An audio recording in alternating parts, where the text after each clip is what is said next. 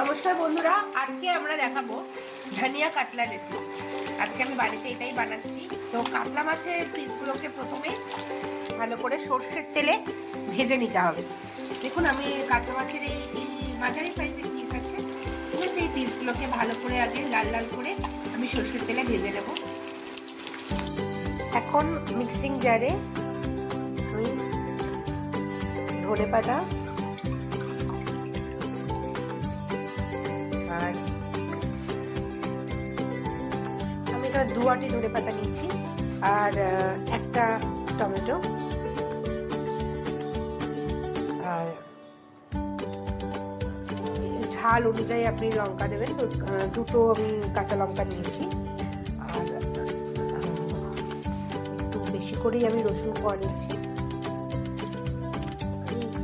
7-8টা রসুন কোয়া। এটা নিয়ে এবার আমি বেটে নেব। দেখুন, এইভাবে মিক্স করে নিলাম।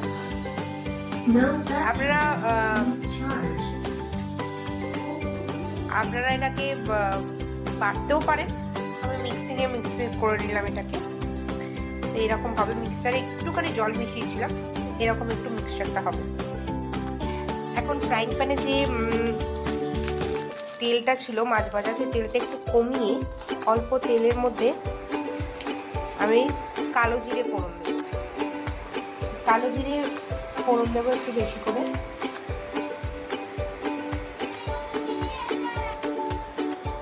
কালো জিরে ফোড়ন দিয়ে দিলাম। এবার আমি যে ধনে পাতাটা বেটে রেখেছিলাম, সেই ধনিয়া পাতাটা আমি এবার এখানে এটার উপর দিয়ে দেবো। ধনে পাতাটা দিয়ে এবার হালকা ফ্রাই করবো আর ওপর দিয়ে মশলা দিয়ে দেবো। এবার একে একে আমি প্রথমে ওপর দিয়ে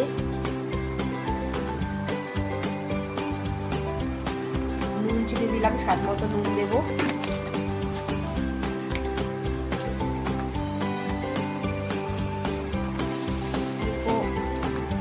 চিনি দিয়ে দেবো।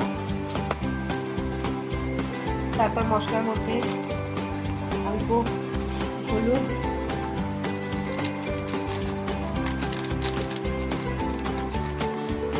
একটু জিরের গুঁড়ো,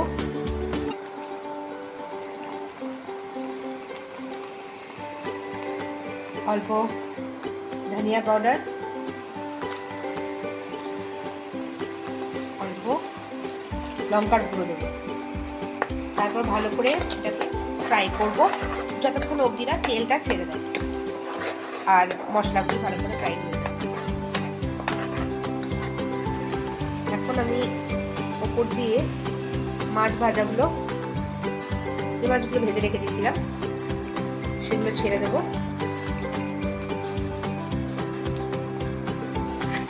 এবার এটাকে হালকা আঁচে কিছুক্ষণ রেখে দেবো।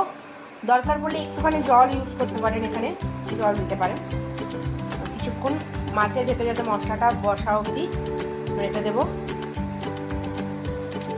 এখন দেখুন এই হয়ে গেছে ধনিয়া চিকেন। এবার আমি ওপর দিয়ে একটু কাঁচা সরষের তেল ছড়িয়ে দেবো।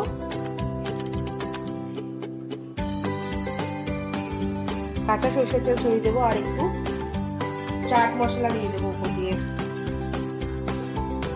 এখন এটা খাওয়ার জন্য পুরোপুরি রেডি। Thank you.